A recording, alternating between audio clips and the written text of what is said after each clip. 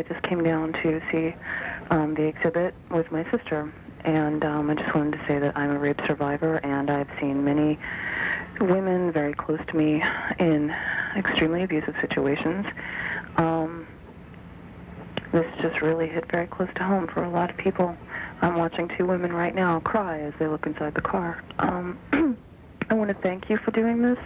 It's very moving, very thought-provoking. Hopefully it might make some women think about the situations that they're in and realize that they don't have to be in them.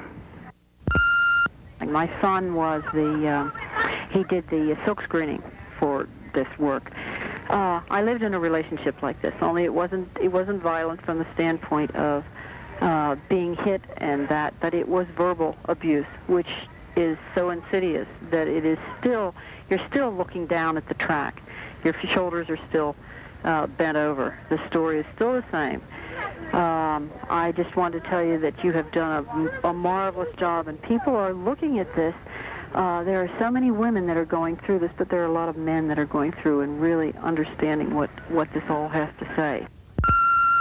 I was 15 years old, ran away from home, moved in with a 24-year-old man, and after about a year, he just started beating the hell out of me, and I put up with it for 2 years. And I just think that this is wonderful, you know, and I think that it can really help someone else see it and think that isn't normal, that isn't how most relationships are really supposed to be. I wasn't sure exactly what I was going to see with this because I heard about it before I saw it.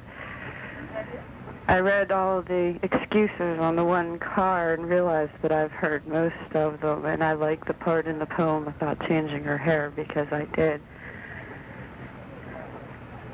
They say it ends when you get away, but it doesn't. That's the part people forget to tell you, is that it doesn't end, that the nightmare keeps on going. I think that's the only part about this that you missed, is that the nightmare never ends, even once the abuse has stopped. Listen. When she calls for help, she can't believe herself that she is trapped in this wreck and wonders what happened. And what does she have to deny to stay on this track? Seems as if it will never stop. But then, neither does the river. And one day, she remembers pulling herself out of the twisted steel and broken glass, no longer willing to endure these blows. She silently makes her decision. I'm the daughter of Virginia Shields, one of the victims of domestic violence. She was killed in November, and I just want to say that I'm very glad that this is now getting fairly out in the open, and you know, people are bringing this out in the public's eye. I just walked down the tracks with my son, and he's 5 years old, and I read him what's written on the tracks as we walked down them. And I'm exactly in that situation, and I have run, and I'm here in Pittsburgh with a different name, social security number, and I don't know, it's just the people outside the phone booth, so it's hard to talk, but I'm really glad that you did this, because it's such a secret that nobody knows about. It's so painful to see. It's so good that you did it. I just think all these bastards should die. I'm really glad you did this. I mean, I feel like my life is totally wrecked. I'll never have a normal life, and he's killed me. But it just makes me feel really hopeful that there's a chance that, you know, there are women that can see this and get out early or just be able to spot it before it happens. And there's a woman right now who I'm really worried about, who I think may be killed, who I want to bring down here to see this, because her husband has guns all over the house, and she just hasn't really realized it yet.